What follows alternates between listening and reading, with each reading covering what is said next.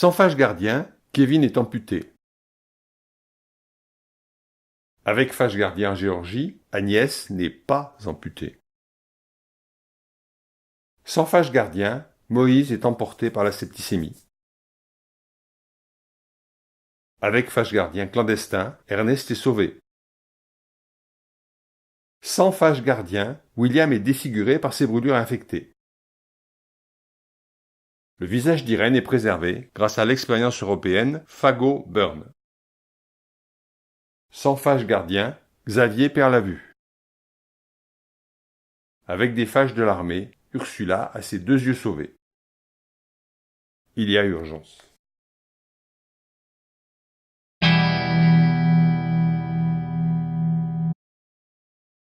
Dans différentes circonstances, l'être humain a affaire avec les bactéries pathogènes. Mais les choses ne sont pas jouées d'avance. Autour des bactéries pathogènes, il y a le monde des prédateurs de bactéries. Il y a des bactéries alliées que l'on nomme commensales. Elles vivent au quotidien dans la bouche, sur la peau, dans l'intestin et le vagin, dans les poumons et chaque recoin de l'organisme. La commensalité, c'est comme la colocation. On vit ensemble et ça se passe plutôt bien. Chaque espace où il y a des bactéries est séparé des autres espaces par un ensemble de barrières. Barrières physiques, barrières biochimiques, barrières immunitaires. Prenons l'exemple d'une bactérie qui est habituellement dans la bouche. Si les barrières ne fonctionnent pas, la bactérie quitte son habitat ordinaire. Elle se retrouve dans le sang. Ensuite, le sang va l'amener vers la horte. On peut alors avoir une pathologie causée par une bactérie qui initialement était inoffensive. On parle alors d'infection bactérienne endogène. L'environnement de l'être humain est empli de bactéries. Dans l'air, dans la terre, dans l'eau, dans les végétaux et les animaux. Dans cet environnement, il y a des bactéries qui sont sans danger. Et puis, il y a des bactéries pathogènes que l'on dit exogènes. Selon que l'infection est endogène ou exogène, on aura des stratégies de thérapie circonstanciées.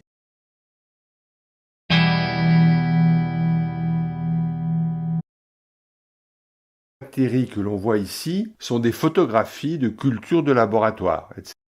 On voit les bactéries, mais on ne voit pas leur environnement naturel. Pourtant, dans la nature comme dans le corps humain, les bactéries sont rarement seules. Ici, à gauche, nous avons une bactérie pathogène. À droite, nous avons des phages gardiens. Les phages gardiens sont les prédateurs des bactéries. Si nécessaire, les phages gardiens détruisent la bactérie pathogène. Nous avons ici un dessin d'Even, le phage gardien le plus célèbre. Even intéresse les chercheurs comme prédateur d'une des bactéries les plus pathogènes pour l'humain. Even inspire également les artistes, par son aspect de petit bonhomme, haut d'un 1/5 de micron. Un petit historique.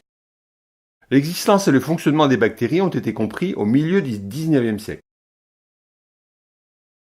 C'est à cette époque que la société britannique Doulton commence à fabriquer des filtres qui permettent d'avoir une eau sans bactéries.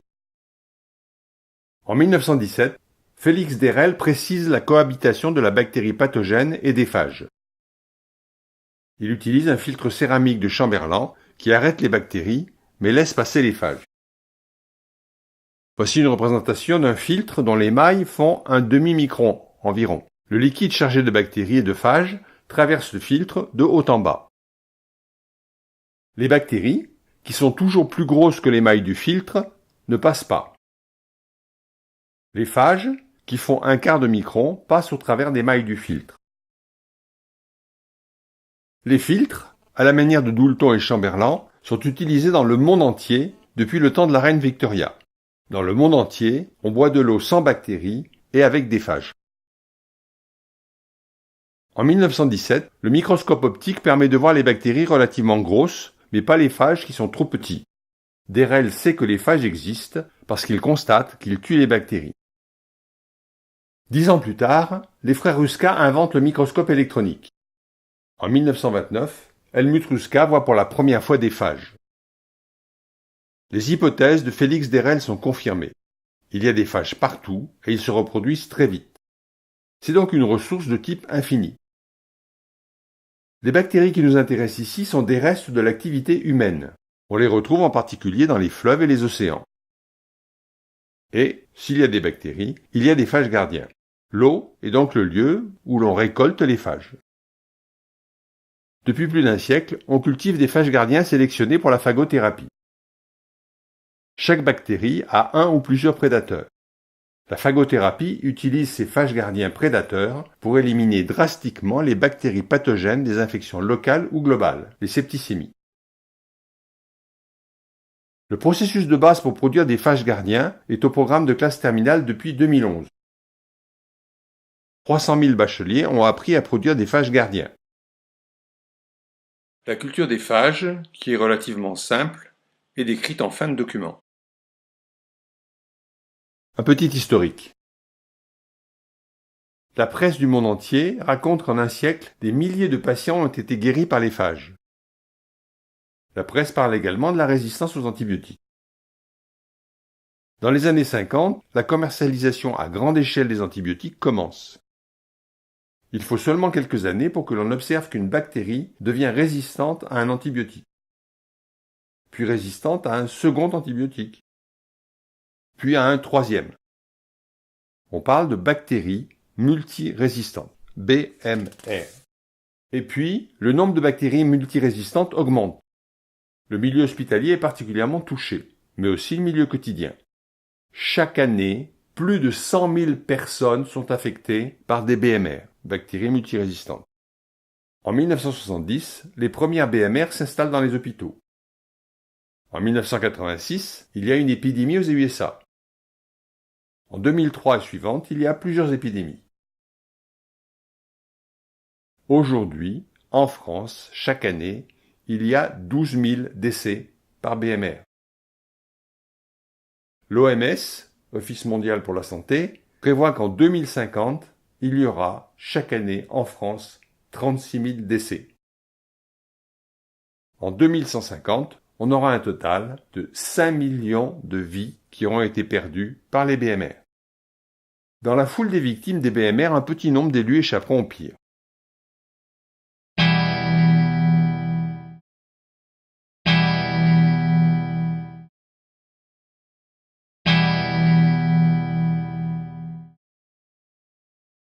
Il y a 4 expédients possibles pour survivre.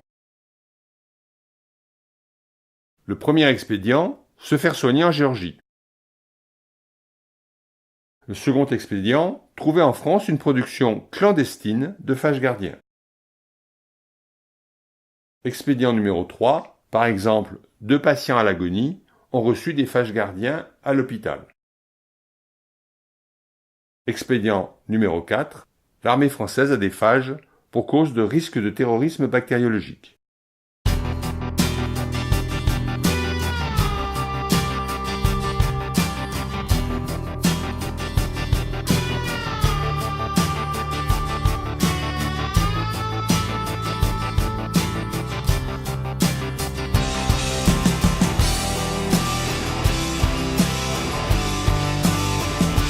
Chaque jour, en France, 36 vies sont perdues par les bactéries multirésistantes. Chaque jour, 150 amputations, invalidations, etc. ont lieu en France.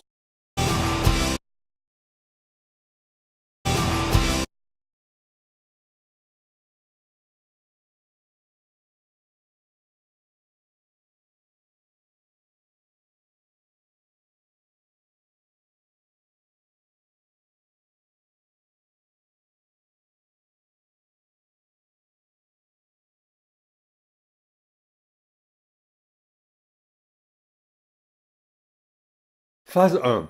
On choisit un type de bactérie, ici le type 343. On fait pousser cette bactérie dans 2 coupelles de gélose, qui est un milieu nourricier pour les bactéries. Phase 2. On récolte de l'eau avec bactéries et phages, ici dans la rivière Hudson à New York. Phase 3. Par filtration, on élimine les bactéries et on obtient une eau avec des phages gardiens. Voilà une image symbolique de l'eau avec des phages gardiens. Phase 4. Sur le tapis de bactéries de la coupelle de gélose, on met de l'eau avec phages gardiens. Phase 5. Un des phages qui est spécialiste de la bactérie 343 attaque celle-ci. On appellera ce phage gardien PG343. Phase 6. Dans un même temps, Pg343 se multiplie et tue toutes les bactéries. Dans l'eau, il y a des restes de bactéries mortes et des phages gardiens Pg343. On filtre pour éliminer les restes de bactéries. Phase 7, on a obtenu de l'eau avec une population unique de phages Pg343.